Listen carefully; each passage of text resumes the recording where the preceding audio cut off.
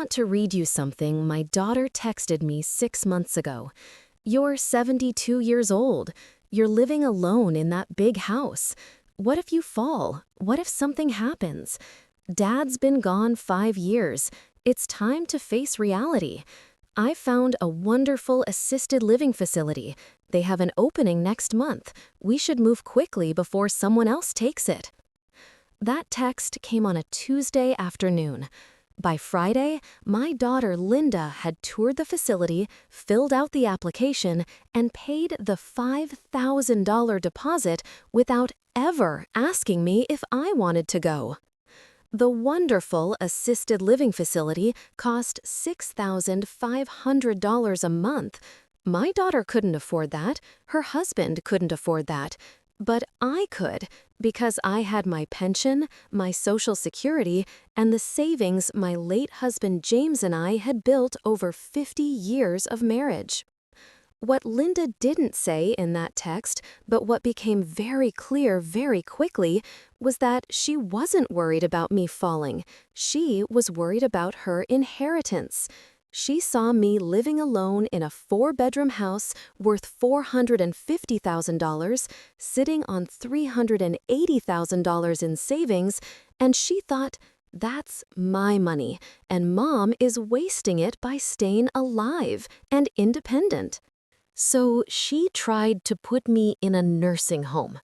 Not because I needed care, not because I was incompetent, but because once I was in that facility paying $6,500 a month, my savings would drain away in 5 years. And then, this is the part that still makes my blood boil. Linda had already talked to the facility about becoming my financial power of attorney to help manage my assets.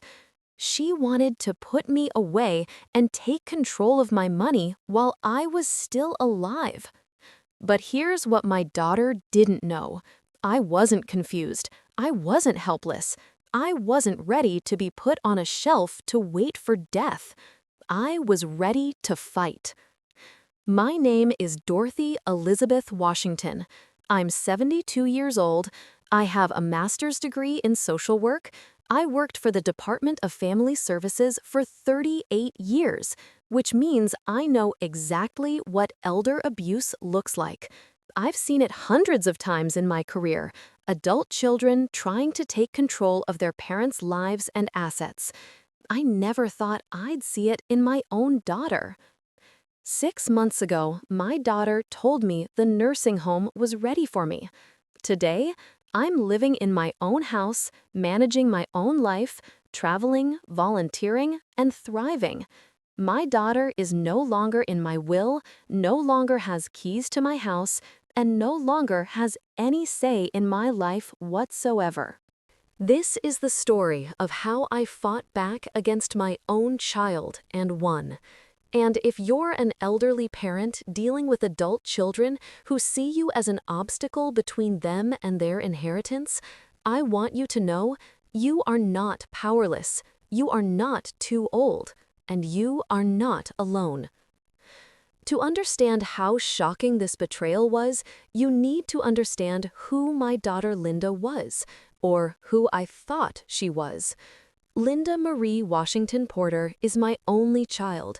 She's 47 years old. When she was growing up, she was everything a mother could hope for. Smart, kind, ambitious, loving. She got good grades. She went to college on a scholarship. She became a marketing executive at a pharmaceutical company. She married a decent man named Richard. They had 2 children, my grandchildren, whom I adored. For 47 years, Linda was my pride and joy. My husband James and I poured everything into giving her opportunities we never had. James worked double shifts at the post office. I worked my way up from caseworker to supervisor. We saved for her college, helped with her wedding, babysat the grandchildren, supported her through every challenge. When James died 5 years ago from a sudden heart attack, Linda was there. She held my hand at the funeral. She helped me sort through his belongings. She called every week to check on me. Or so I thought. Looking back now, I can see the signs I missed, the conversations that always turned to money, the questions about my investments, my pension, my savings, the suggestions that I should simplify my finances by adding her name to my accounts just in case something happens. At the time, I thought she was being caring, concerned, helpful. She wasn't being helpful. She was doing reconnaissance, figuring out exactly how much money I had and how to get control of it. The first real warning sign came about 18 months ago. I was having lunch with Linda at her favorite restaurant, an expensive place with $40 entrees. Linda ordered wine. I ordered iced tea. During lunch, she said, "Mom, have you thought about what you want to do with the house?" "What do you mean?" I asked. "Well, it's a lot of house for one person. 4 bedrooms, big yard, all those stairs. Don't you think it might be too much?" I looked at my daughter, who grew up in that house, and said, "Linda, I'm 71 years old, not 91. I'm perfectly capable of maintaining my house. Your father and I paid off the mortgage in 2010. It's mine, free and clear. Why would I leave?" She smiled that tight smile she uses when she's irritated but trying to hide it. "I'm just thinking about your safety, Mom. What if you fall on those stairs? What if something happens and no one finds you for days?" "I have a medical alert button," I reminded her, "and I talk to my friends every day. I'm not isolated." "Still," she pressed, "have you thought about downsizing? Maybe a nice condo, one level, no maintenance, in a community with other seniors." I should have heard the alarm bells then. I didn't. I thought my daughter was worried about my safety. I thought she loved me and wanted what was best for me. I was naive. The second warning sign came 6 months later.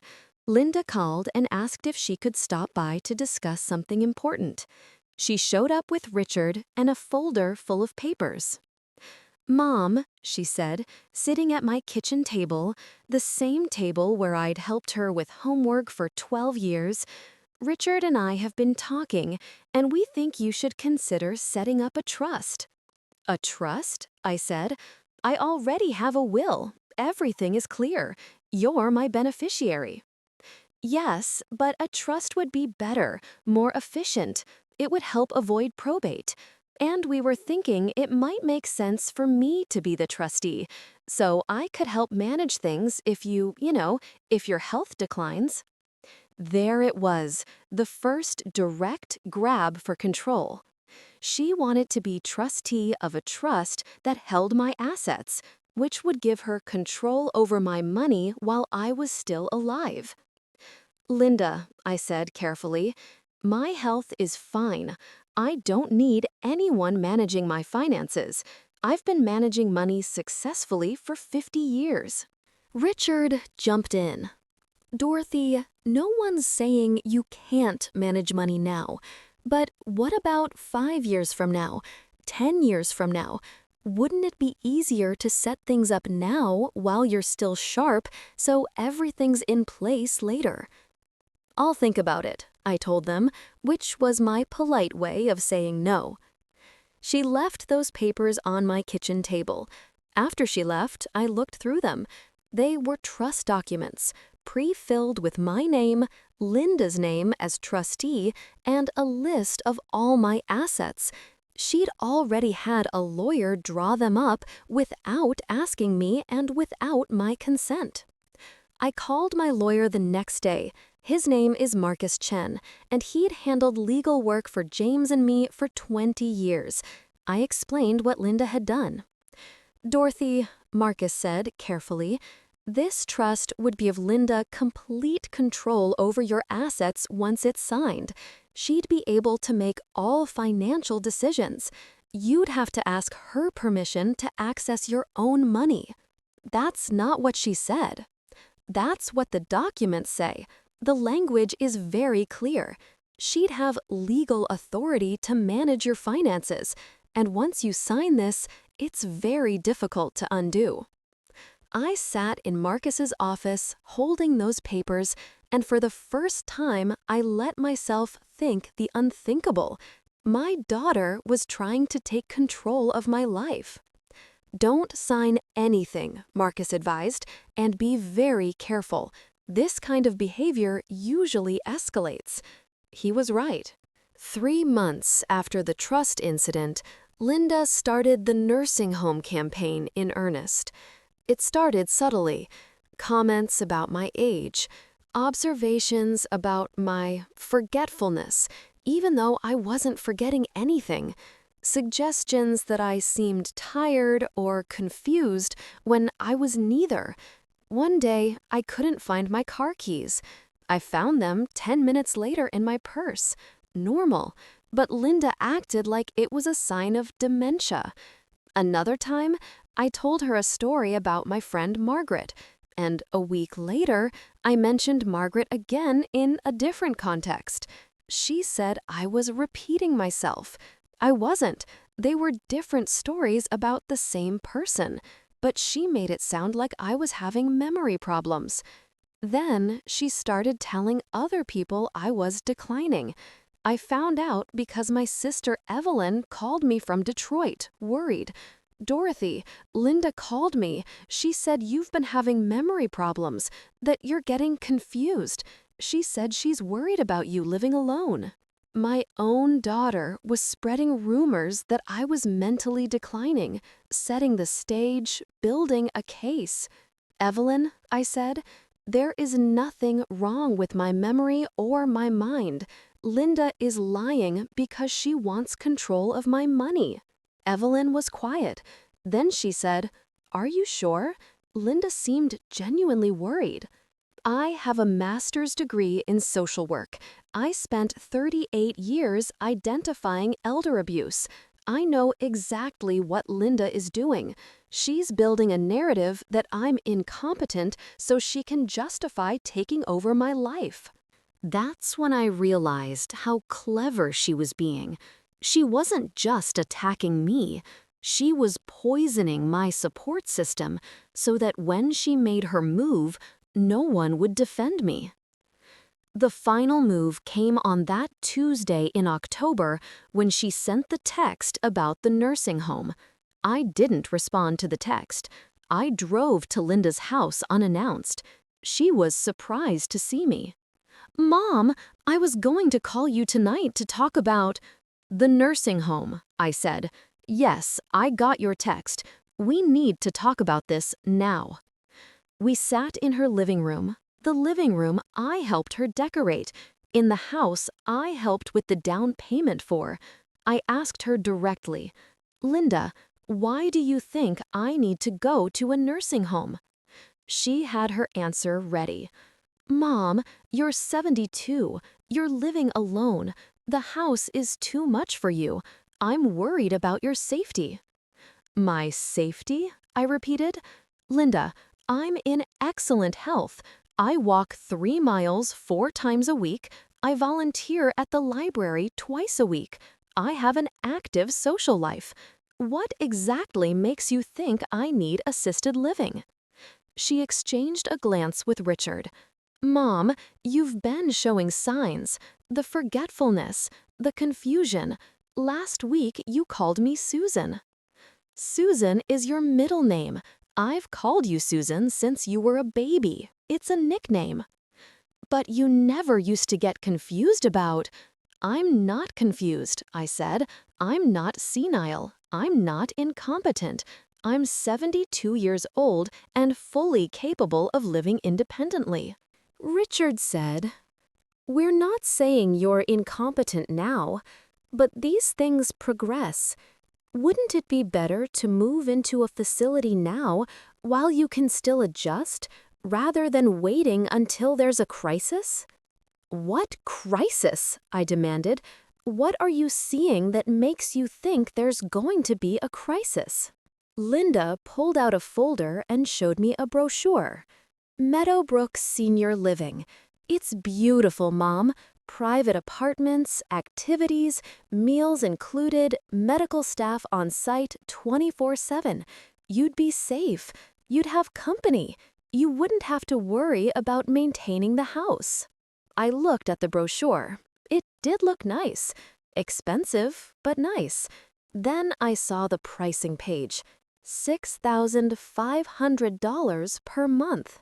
Linda, I said slowly, this costs $78,000 a year.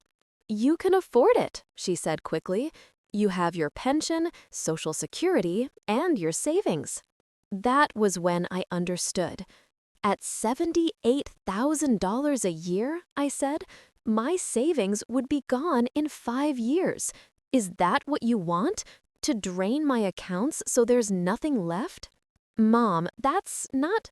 If I stay in my house, which is paid off, I can live on my pension, Social Security, and never touch my savings. Those savings could last another 20 years. If I go into this facility, the money will be gone before I'm 80. The concerned daughter expression disappeared. That money isn't going to do you any good if you fall down the stairs and die alone in your house. So you'd rather I die alone in a nursing home after you've spent all my money? That's not what I said. It's what you meant. Dorothy, you're being unfair, Richard said. We're trying to help.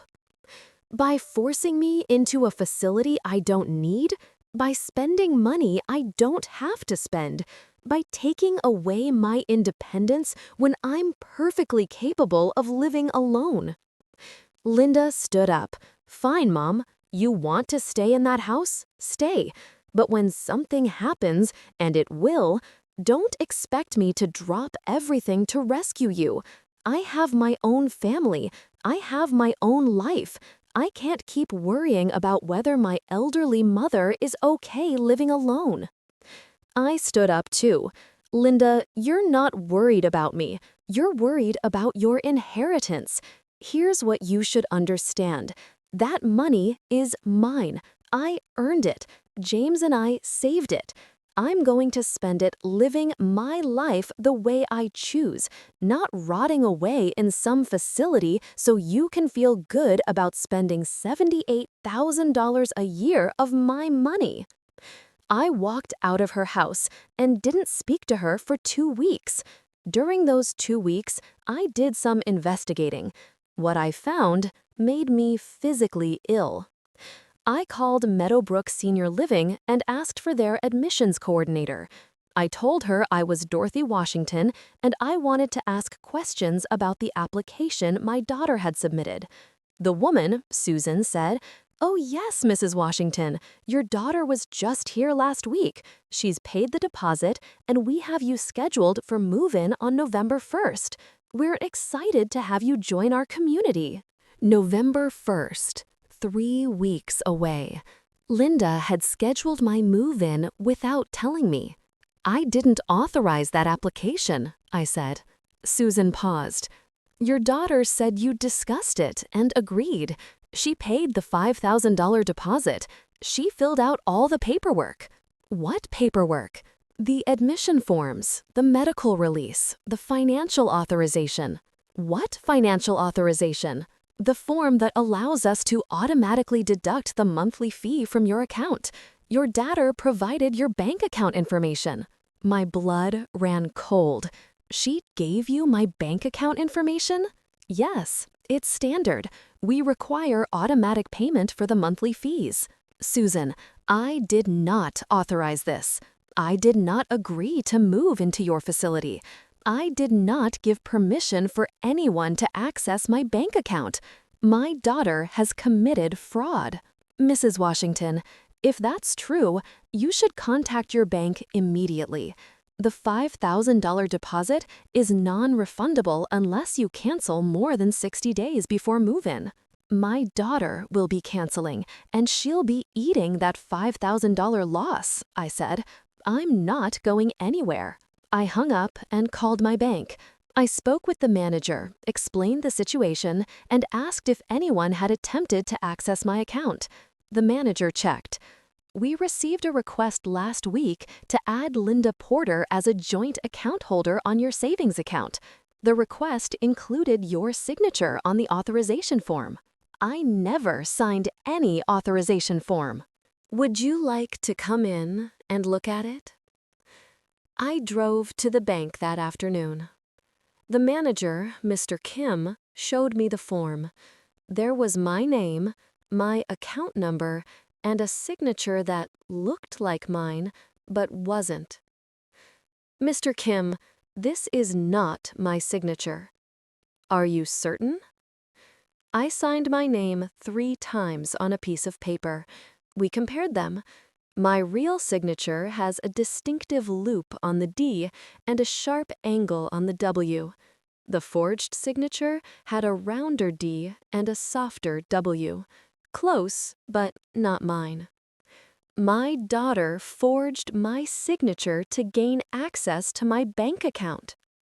Mrs. Washington, this is a serious allegation.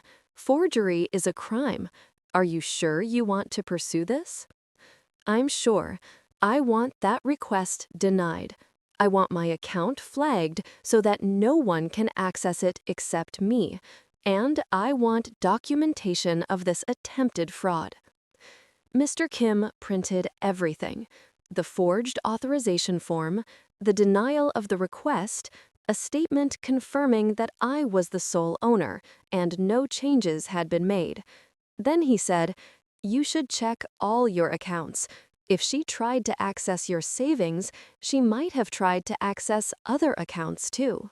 Over the next 2 days, I checked everything. My checking account showed no unauthorized attempts. My investment account had 3 calls in the past month from Linda asking about my balance. My pension office said she had requested information about survivor benefits. Who would get my pension if I died? My life insurance company said she had called twice asking about the payout amount. She wasn't just trying to access my accounts. She was conducting a full financial audit, figuring out exactly how much I was worth and what she'd inherit. Then, a real estate agent named Patricia Miller called to follow up on a listing appointment for my house. Linda had contacted her last month and said I was moving into assisted living and needed to sell my house. Patricia and I had an appointment set for the next week to do a market analysis and discuss listing price. "Miss Miller," I said, "I am not selling my house. I am not moving. My daughter had no authority to contact you about listing my property." "Oh," she said, "your daughter told me you had early-stage dementia and she had power of attorney to handle your affairs." "I do not have dementia. My daughter does not have power of attorney. If she told you she did, she lied." Patricia sounded upset. "I'm so sorry. If I'd known, I would never have proceeded. Your daughter seemed convincing. She had all this information about your property and your situation." Patricia sounded upset. "I'm so sorry. If I'd known, I would never have proceeded. Your daughter seemed convincing. She had all this information about your property and your situation." "Having information doesn't give her the right to sell my house," I said. I asked Patricia to send a written statement confirming that Linda had contacted her, what Linda had claimed, and that I had never authorized any of it. Patricia sent it that day. That evening, I sat in my living room surrounded by evidence. The forged bank signature, the nursing home application I never approved, the $5,000 deposit paid without my consent, the automatic withdrawal set up using my bank information, the real estate agent's statement, and the records of Linda's calls to my investment company, pension office, and insurance company. Linda hadn't just suggested I go to a nursing home. She had planned the entire thing.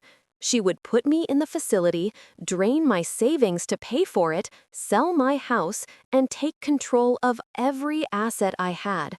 She had done it systematically and was willing to forge documents when necessary. My daughter, my only child, whom I had loved and raised and sacrificed for, was robbing me, not just of my money, but of my autonomy, my dignity, and my right to live my own life. I was not going to let her get away with it. I called Marcus and told him everything. He listened and then said, "This is elder financial abuse. What Linda has done is criminal. Forgery, attempted fraud, unauthorized access to accounts. You could press charges." "I could," I said. "But first, I want to confront her. I want her to know that I know. I want her to hear her try to justify it." "Do it with a witness present," Marcus said. "Record it if you can. Check your state's consent rules." We are in a one-party consent state, which meant I could legally record the conversation as long as I was part of it. "I'll record it," I said, "and I want you there too, as my attorney and as a witness." 2 days later, I told Linda we needed a family meeting. I said Marcus would be there because we needed to discuss legal matters regarding my estate. She jumped at it. She thought I was finally going to sign those trust documents. She thought she was winning. Linda arrived at my house at 2 p.m. on a Saturday. Richard came with her. They walked in smiling, confident. Marcus was already there, sitting at my dining room table with his briefcase open and a recording device visible on the table. Linda's smile faltered. "Mom, why is your lawyer here?"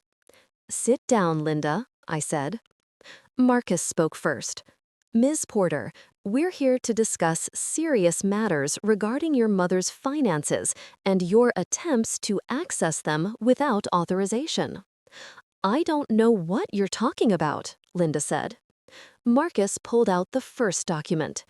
"This is a bank authorization form that was submitted to your mother's bank last week, requesting that you be added as a joint account holder. The signature on this form is forged. It's not your mother's signature." Linda went pale. I didn't." "Linda," I said, "I compared the signatures. You forged my name. You tried to get access to my bank account by committing fraud."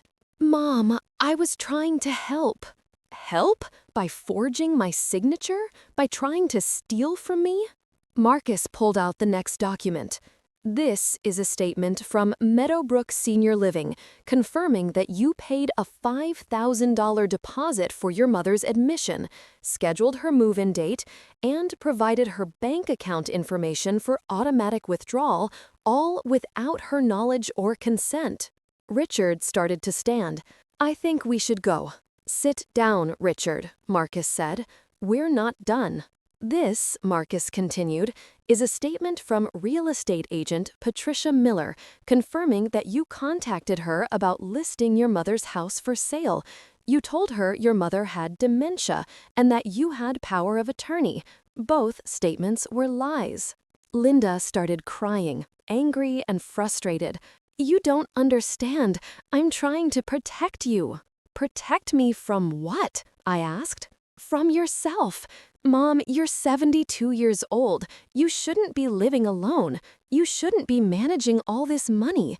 You're going to get scammed or hurt or what, Linda? Live long enough to spend the money you think belongs to you?" The room went silent. Linda stopped crying. Richard stared at the floor. Marcus watched them both. "That's what this is really about, isn't it?" I said quietly. "You're not worried about me. You're worried that I'll spend your inheritance.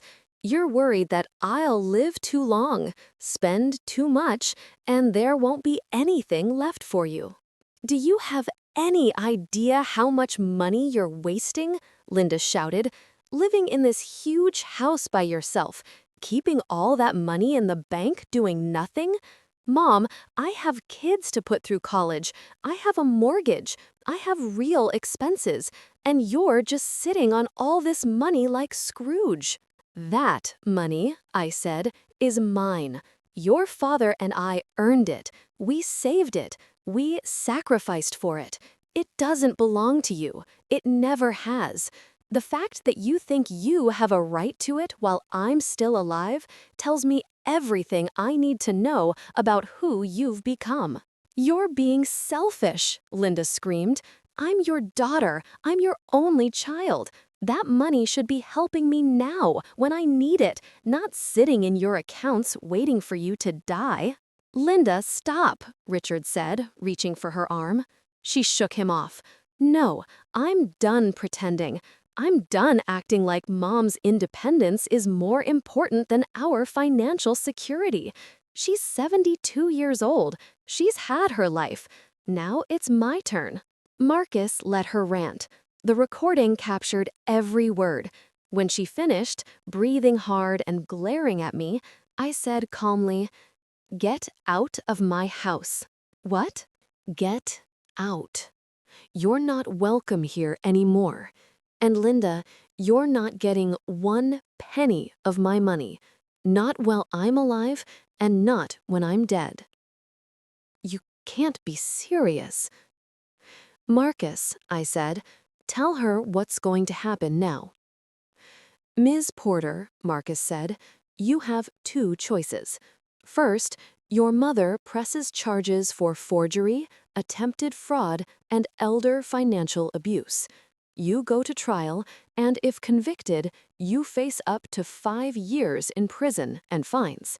Second, you immediately cancel the nursing home application and forfeit the $5,000 deposit. You never contact your mother's bank, investment company, insurance company, or any other financial institution again. You return all keys to your mother's house. You agree in writing that you will never attempt to gain power of attorney, guardianship, or any other legal authority over your mother. And you accept that you've been removed from your mother's will. Mom, you can't. I'm your daughter. You were my daughter, I said. Now you're a woman who tried to rob me. Make your choice. Fine, she said. I'll sign whatever you want. Good, Marcus said. He pulled out a prepared agreement. Sign here, here, and here. Linda signed with shaking hands. As she signed, I saw tears on her face. Part of me wanted to comfort her. 47 years of being a mother doesn't disappear because your child betrays you. But I didn't move. I watched her sign away any claim to my life or my money. When she was done, Marcus collected the papers. You can go now. At the door, Linda turned back. You're going to regret this, Mom. You're going to end up alone. And when you do, when you need help and there's no one there, remember, you chose this. Linda, I am alone, I said. You made sure of that when you decided I was worth more to you as a corpse with a bank account than as a living mother. She left. Richard followed her. I never saw either of them again. After Linda left, I sat at my dining room table for a long time. Marcus sat with me, quiet, giving me space to process. Finally, I said, I need to change my will. Yes, Marcus agreed, and we should do it soon, while everything is fresh. We spent the next week drafting a new will. It was very different from the old one. The old will left everything to Linda: the house, the savings, the investments, my personal property. The total estate value was approximately $830,000. The new will split the estate as follows. I left $100,000 to my 2 grandchildren in trust until they turn 25. I left $50,000 to my sister Evelyn. I set aside $200,000 for a scholarship fund for social work students at my alma mater. I left $50,000 to my church. I directed $100,000 to 3 charities I had supported over the years. The remaining estate, approximately $330,000 plus the house, will be sold, and the proceeds will be split among organizations supporting older adults and preventing elder abuse. Linda got nothing. Not $1, not one photograph, not one piece of furniture. Marcus added a clause. I specifically exclude my daughter, Linda Marie Washington Porter, from any inheritance whatsoever. This exclusion is intentional and made with full mental capacity. I make this choice because Linda has attempted to defraud me, has forged my signature, has spread false information about my mental capacity, and has demonstrated that she values my assets more than my life or well-being. People asked me later why I left money to the grandchildren but not to Linda. Simple. Those kids are innocent. They didn't try to rob me. They didn't forge documents. They didn't try to put me in a nursing home to drain my bank account. And more importantly, the money goes into trust until they're 25. Linda can't touch it. She can't borrow against it. She can't use it. It's for them, not for her.